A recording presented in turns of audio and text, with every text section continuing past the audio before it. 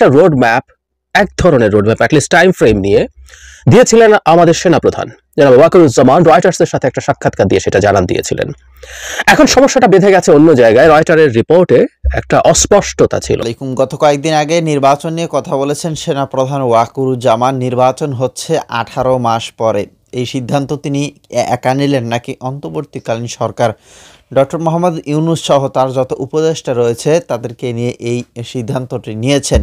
এবং এই নির্বাচনে কোন কোন দল অংশগ্রহণ করছে, মানে সব কিছু নিয়েই এবার খুবই গুরুত্বপূর্ণ এবং চাঞ্চল্যকর তথ্য দিয়েছেন এখানে ডক্টর জাহিদ হাসান। আমি আশা করব তার সম্পূর্ণ ভিডিওটি দেখবেন, তিনি এই ব্যাপার নিয়ে কী বলছেন।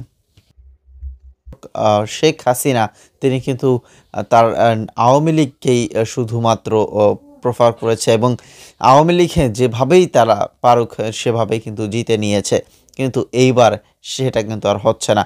দর্শক শ্রোতা, আওয়ামী লীগের নতুন করে কোনো দল বা নতুন করে তারা কোনো প্রতিনিধিত্ব এই জায়গায় করবে কিনা, তবে অবশ্যই নির্বাচন যেহেতু হবে সেই নির্বাচনে আওয়ামী লীগ অংশগ্রহণ করবে, আর আওয়ামী লীগ ছাড়া কিন্তু নির্বাচন এটা কখনোই সম্ভব না।